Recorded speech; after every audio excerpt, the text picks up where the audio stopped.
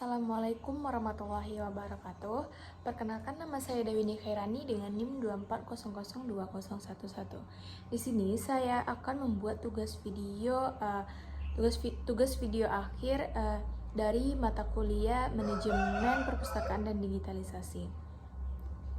Saya akan mempresentasikan tentang manajemen perpustakaan dan digitalisasi. Pada bab yang pertama yaitu tentang manajemen.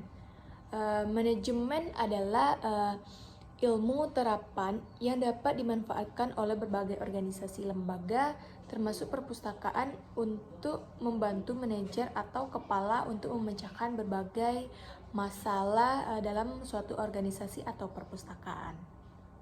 Administrasi dan manajemen itu merupakan sari manajemen. Kemudian administrasi itu merupakan sari manajemen. Kemudian manajemen itu adalah sistem pengelola segala sesuatu yang terkait dengan sumber daya. Dalam hal ini, manajemen merupakan bagian dari administrasi, memiliki ruang lingkup lebih luas, dan manajemen merupakan penggerak sumber daya. Di sini fungsi manajemen yang pertama itu perencanaan. Pada tahap perencanaan ini berisi penetapan visi misi, tujuan, sasaran, analisis kekuatan, kelemahan, memperkirakan peluang, memahami ancaman, dan menyusun strategi pencapaian tujuan atau analisis SWOT. Yang kedua yaitu pengorganisasian. Pengorganisasian ini berproses dalam suatu organisasi atau perpustakaan. Sangat penting untuk menentukan langkah, merumuskan tujuan, pembagian wewenang, tanggung jawab, dan mengurangi benturan kepentingan antar unit kerja maupun antar individu. Yang ketiga yaitu kepemimpinan. Kepemimpinan sebenarnya merupakan kemampuan untuk mempengaruhi seseorang atau kelompok untuk mencapai tujuan tertentu. Ini untuk seseorang pemimpin atau kepala perpustakaan harus menguasai keterampilan manajemen, yaitu keterampilan teknis, manusiawi, dan konseptual.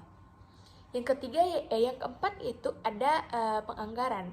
Penganggaran adalah rencana pembuatan penerimaan dan pengeluaran yang dinyatakan dalam jumlah uang. Biasanya anggaran ini disusun setiap awal tahun. Anggaran yang masing-masing instansi memiliki awal tahun anggaran yang berbeda. Yang selanjutnya yang kelima yaitu pengawasan. Pengawasan merupakan proses untuk menjamin bahwa tujuan organisasi atau perpustakaan dan manajemennya tercapai. Jadi pengawasan itu dapat dilakukan pada perencanaan pengorganisasian, personelia, kepemimpinan, dan penganggaran. Membahas bab yang kedua, yaitu tentang standarisasi perpustakaan PTMA. PTMA ini menerapkan menerapkan fungsi manajemen. Yang pertama itu yaitu perencanaan. Untuk merevitalisasi sumber daya manusia perpustakaan, peran visi sangat besar. Visi perpustakaan yang jelas akan mempengaruhi petugas perpustakaan dalam melaksanakan tugas-tugas kepustakawannya. Yang kedua yaitu pengorganisasian. Pengorganisasian ini pengaruh untuk penguasaan pengambilan tindakan tertentu yang tertuju pada usaha-usaha pencapaian tujuannya. Yang ketiga itu pengawasan. Dalam penentuan anggaran, perpustakaan hendaknya dimulai dari penyusunan anggaran kegiatan yang dituangkan dalam bentuk proposal yang disusun pada awal tahun anggaran. Tahun anggaran ini tergantung pada kebiasaan suatu instansi tersebut. Yang keempat yaitu kepemimpinan. Kepemimpinan pada hakikatnya adalah interaksi antara pemimpin dan dipimpin. Hubungan dua elemen ini sangat mempengaruhi kinerja perpustakaan. Seorang kepala perpustakaan adalah seorang pemimpin yang terdorong oleh motivasi kekuasaan. Selanjutnya yang kelima yaitu pengendalian.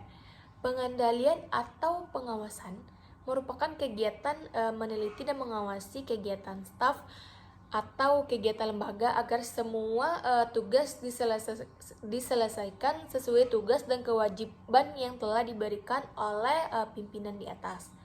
Pengendalian ini perlu dilakukan pada sumber daya manusia, perpustakaan, koleksi, sarana dan prasarana, anggaran, dan kegiatan perpustakaan. Di sini ada sumber daya manusia.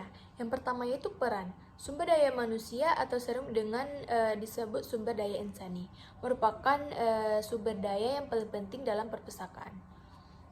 Sumber daya manusia yang berkompeten bagi suatu perpustakaan untuk memenangkan persaingan dan kompetisi.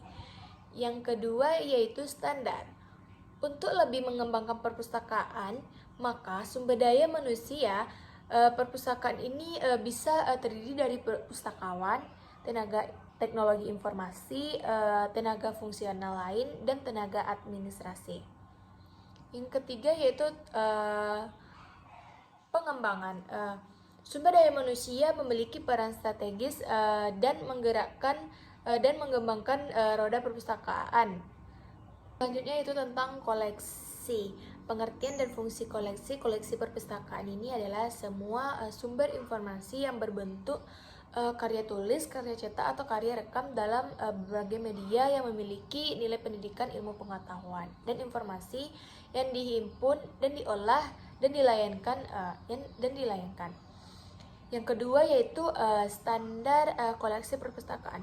Perpustakaan itu dapat menunjang penilaian atau akreditasi institusi maupun prodi oleh Kemensterik, Dikti, dan akreditasi perpustakaan perguruan tinggi agar koleksi itu memiliki nilai keawetannya. Ada gedung atau tata ruang. Perencanaan gedung dan tata ruang ini untuk menampung dan melindungi koleksi perpustakaan dan sekaligus sebagai wadah pelaksanaan kegiatan pengolahan, kegiatan administrasi, dan pelayanan. Yang kedua yaitu prinsip-prinsip arsitektur. Gedung atau ruang perpustakaan perguruan tinggi perlu ditata sesuai kebutuhan dengan tetap memindahkan prinsip-prinsip arsitektur. Yang ketiga yaitu asas-asas tata ruang. Di samping itu semua juga perlu diperhatikan asas-asas tata ruang, yaitu ada akses jarak, akses rangkaian kerja, dan asas pemanfaatan. Yang keempat yaitu tata letak. Tata letak ruangan perpustakaan itu harus mencakup pembagian area yang jelas, seperti ruangan koleksi yaitu untuk menyimpan bahan pustaka. Kalau ruang baca itu untuk pengguna, ruang pelayanan itu untuk peminjaman dan informasi. Yang kelima yaitu keamanan gedung dan ruangan. Keamanan gedung dan ruangan perpustakaan itu perlu mendapat perhatian agar pemustaka merasa betah beraktivitas di perpustakaan dan menciptakan ketenangan dan ketentraman. Selanjutnya ada sistem pendaeraan dalam rangka menciptakan kenyamanan kelancaran kerja. Dalam penataan ruang perlu memperhatikan sistem pendaeraan sesuai dengan bentuk fungsi dan kebutuhan pemustaka. Selanjutnya yaitu standar kebutuhan ruang itu seperti kenyamanan cahaya, kenyamanan suara. Yang kedelapan yaitu kenyamanan ruang. Selanjutnya ada perabot. Perabot perpustakaan itu adalah segala jenis furnitur atau peralatan fisik yang digunakan untuk mendukung kegiatan operasional perpustakaan. Fungsi perabot ini untuk menyediakan kenyamanan bagi pengguna dan staf, memudahkan pengorganisasian dan akses bahan pustaka, serta menunjang kelancaran aktivitas administrasi pelayanan perpustakaan. Yang kedua yaitu standar perabot ini teknis yang digunakan untuk menentukan jenis, ukuran, dan fungsi perabot agar dapat memenuhi kebutuhan pengguna serta mendukung operasional perpustakaan secara efektif dan nyaman. Di sini ada pengolahan. Pengolahan bahan pustaka adalah kegiatan perpustakaan yang meliputi katalogisasi, deskriptif, klasifikasi, penataan tajuk subjek, dan pembanaan alat, akses, atau temu kembali. Katalogisasi ini adalah unit kerja atau salah satu jenis tugas di perpustakaan yang bertugas dan bertanggung jawab terhadap pembuatan, penyusunan, dan keawetan daftar dalam bentuk manual maupun elektronik. Gaya layanan perpustakaan. Perpustakaan sebagai lembaga, yang pertama itu perpustakaan sebagai lembaga layanan informasi. Yang kedua yaitu etika layanan perpustakaan. Yang keempat yaitu layanan sepenuh hati. Yang keempat itu keselamatan dan kesehatan kerja. Selanjutnya di sini bab yang ketiga tentang jenis-jenis layanan. Yang pertama itu layanan baca di tempat. Koleksi perpustakaan pada prinsipnya boleh dimanfaatkan siapapun tanpa membedakan tingkat pendidikan status keanggotaan. Yang kedua yaitu layanan biblioterapi. Telah banyak dikemukakan oleh beberapa ahli memberikan pengertian bahwa penggunaan literatur ini bacaan atau surat untuk membuat adanya interaksi antara peserta dan fasilitator. Selanjutnya ada layanan sirkulasi yang ketiga. Layanan sirkulasi ini merupakan jasa layanan yang telah diselenggarakan oleh sebagian perpustakaan. Layanan ini sering dikenal dengan layanan peminjaman atau pengembalian buku. Selanjutnya yang keempat ada peraturan dan tata tertib. Peraturan dan tata tertib perpustakaan bisa beda satu perpustakaan dengan perpustakaan lain. Sebab kondisi, tujuan dan status masing-masing perpustakaan itu juga berbeda dengan perpustakaan lain. Selanjutnya bab yang keempat yaitu tentang teknologi informasi. Di mana teknologi informasi ini berupa website itu pengguna yang global informasi yang diunggah di website dan diketahui dan akses oleh banyak orang dari berbagai negara dunia. Yang kedua, beroperasi 24 jam. Website yang terhubung dengan jaringan internet. Yang ketiga itu kecepatan penyebaran informasi yang diunggah dan dipublish melalui website atau internet ini sampai kepada masyarakat secara luas dan secara cepat. Selanjutnya bab yang kelima yaitu kerjasama dan jaringan. Kerjasama dan jaringan ini bisa saja untuk memenuhi kebutuhan informasi dan meningkatkan layanan perpustakaan. Jaringan ini merealisir kerjasama. Perlu dibentuk jaringan informasi dalam dunia komputer. Jaringan berarti hubungan kontinu dua komputer atau lebih yang memberikan fasilitas file dari suatu sumber secara bersama-sama. Dalam dunia perpustakaan, kerjasama atau network diartikan dua perpustakaan atau lebih yang dengan kesepakatan bulat untuk menyelenggarakan kerjasama dalam bentuk jaringan kerjasama.